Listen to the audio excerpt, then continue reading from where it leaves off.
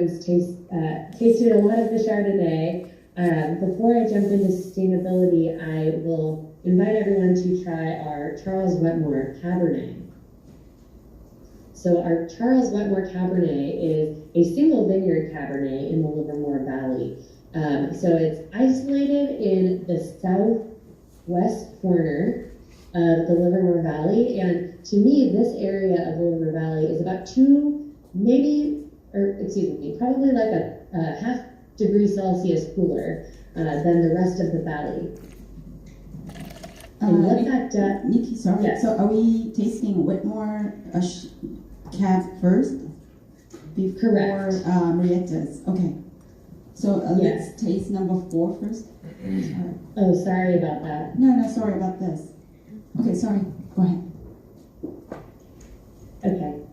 And so I always like to taste this wine first because the spur, the red blend is actually such a bold punch that I think this one deserves to have its time to shine before that one. But so for the Charles Wetmore, it's isolated in a little southwest corner of the Livermore Valley and about a half degree cooler Celsius, which allows for beautiful blue fruit. I think you get some lovely chocolate on the palate, as well as velvet soft tannins that really make this wine a pleasure to drink. The soil in the Charles Wetmore Vineyard is deep, deep gravel beds, which I said I love for our Cabernet, and it is got a beautiful 2-layered aspect to it. So you have a higher level and a lower level, and most of the blend is actually from the lower level of the bench because that soil is just really perfectly drained. The upper level, we grow a little bit of the blenders. So we have some Petit Verdot, some Petit Syrah, and some Malbec that tend to make an appearance, very small appearance in this wine. That changes every year based on what's really showing well in that vintage.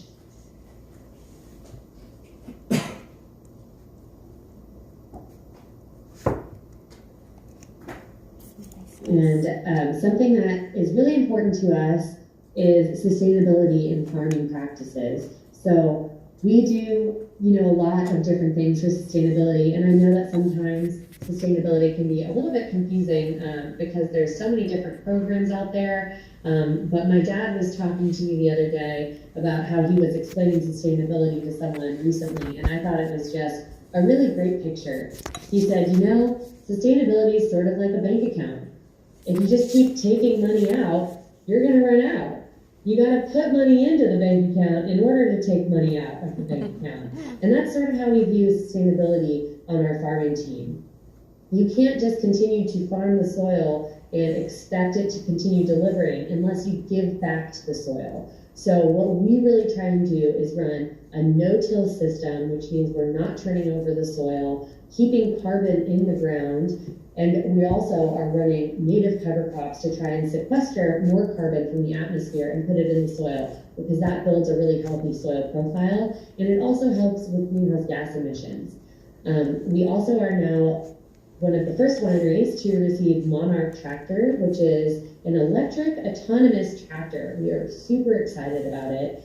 It's going to change a lot of the way that we do things. Not only is that sustainable for the environment in terms of CO2 emissions, but it also is sustainable for our employee force. We don't need to have someone sitting on the tractor. We can have them operating it from afar. So it's safe, it's helpful to our entire operation, and it's helping with greenhouse gas emissions. More than all of that, what I'm really focused on is water conservation, which is a hot ticket item in California because we don't have very much water left. So we're running lots of technology in the vineyard, from sap flow sensors that are monitoring the amount of water being brought into the vine, and evapotranspiration sensors, which are monitoring the amount of water that are exiting the leaves through respiration of every vine. So these two systems are telling us when the vine is drinking water and when the vine has stopped drinking water because it's no longer respiring. And those really help us to tailor our irrigation strategy to make sure that we're conserving water every year, and being smarter about how we're applying water, what time of day we're applying water, how long each irrigation set is, and how long the interim period between irrigations is. So we're really excited about that. On top of that all, we create our own compost. So all of the winery waste goes out back into the field, and we have a partnership with a neighbor that actually delivers composted manure from her cattle ranch, and we mix that all in together with our winery waste and create our own compost. So we're able to apply more carbon back into the soil and continue to not only help our soil profile, but also get rid of waste in a sustainable way. So sustainability is super important to us. And by no means is the environmental and vineyard sustainability the only thing that we're worried about. We think about sustainability in terms of economic sustainability, environmental sustainability, and ethical sustainability, how we're treating our employees, and diversity, equity, and inclusion. So we're really excited about the future of our business and how being sustainable can continue to help not only the business, but also, and not only the environment, but also all of our employees as well as our neighbors. We also have some wonderful wine country experiences from the golf course that's Greg Newman designed, 18 holes, beautifully set in the vineyards, as well as our lovely cattle land. We have our tasting room and our historic Costa Blanca venue, which is host to weddings as well as concerts.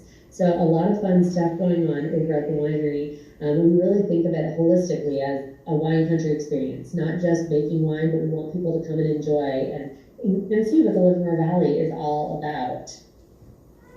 And Michael has actually hosted some South Korea, some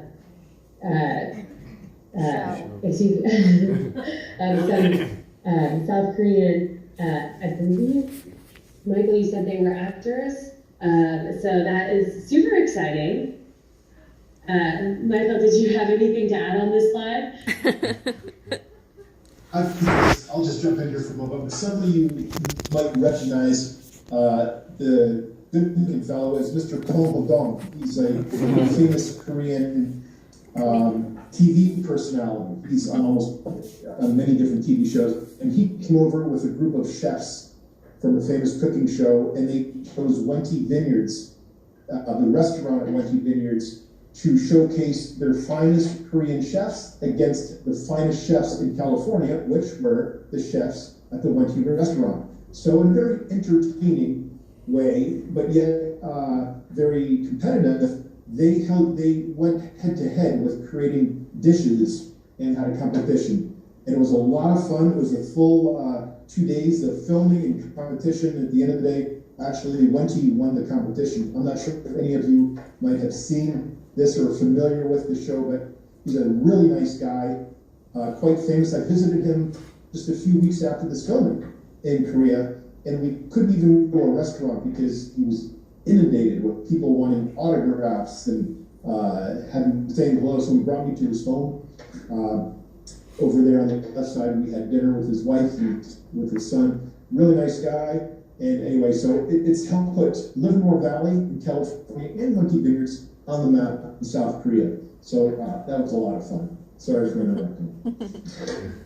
No, thank you, Michael. I appreciate it. I know we talked about this, but it's been maybe a month now, so I'm starting to lose my mind a little bit. Michael mentioned that I just finished harvest on Monday, so it's been, the 16-hour days, 7 days a week for the last 3 months. Finally catching up on sleep again. All right, so we will now move to the very last wine, which I think is your guys' third wine. Sorry about the switch up. And that is our Marienswell Spur. And this wine is such a special wine. I love this wine. It's a crowd pleaser. Every time I bring it to a party, people are shocked at how delicious it is. and I attribute that to this man right here on the screen, Mr. Robbie Meyer.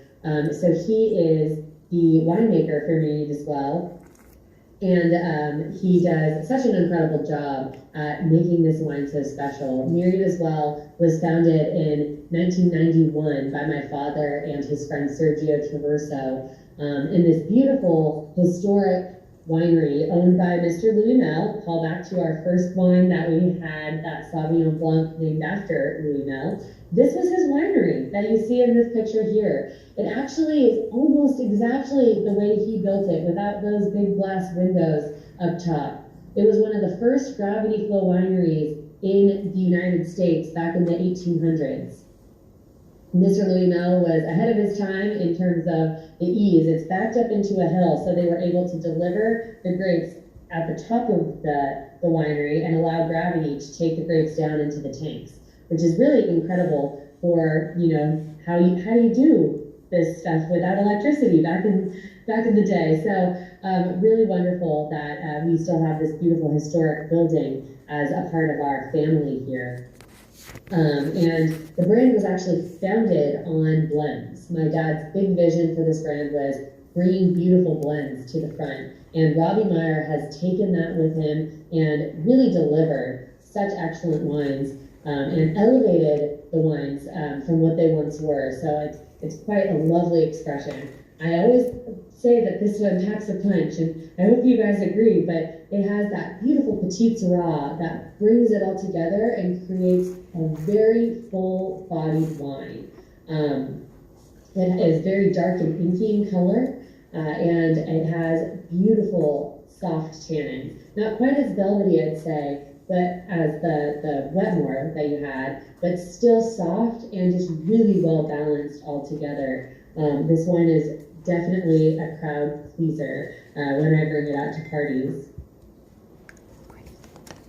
And Myriad as well is actually named after Joaquin Murrieta, who was known as the Mexican Robin Hood. And he had been known for stealing horses and cattle up in California and bringing them down to Mexico and selling them to the Mexican army, or giving them to the Mexican army, depending on what story you're hearing. And then the Mexican army would pay him for the cattle, and he would give the money back to the people of Mexico. So he was well loved by those in Mexico, but hunted in the United States for the theft of those cattle and horses.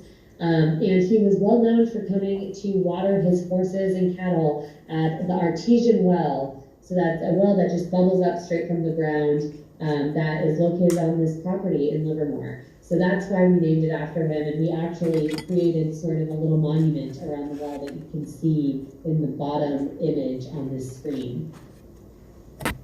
And lastly, this is the group here that's really in charge of Myriad as well. You have my sister Jordan on the far right, and she's in charge of branding.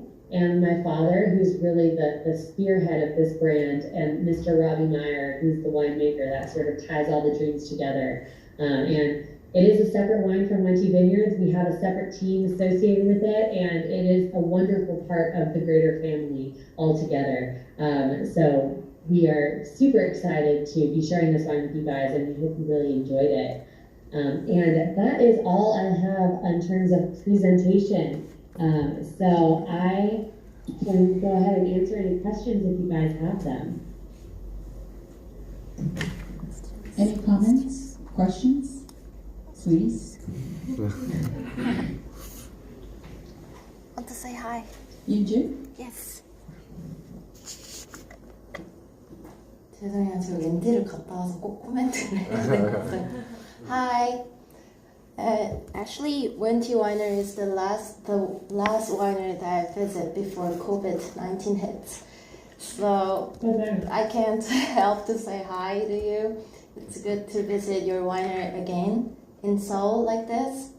Still, your Wente wine is, I think it's already famous in Seoul, and I think Wente Winery love Korea for many years. So still good quality. Thank you for the lovely presentation that you did today. for us. Thank you.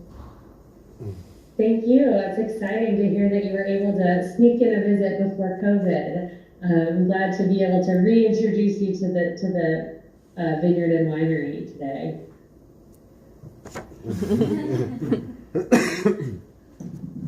Isu, do you have any comments? Hi, my name is Isu. Nice to meet you. Actually, I'm happy to give a comment for the lovely wine because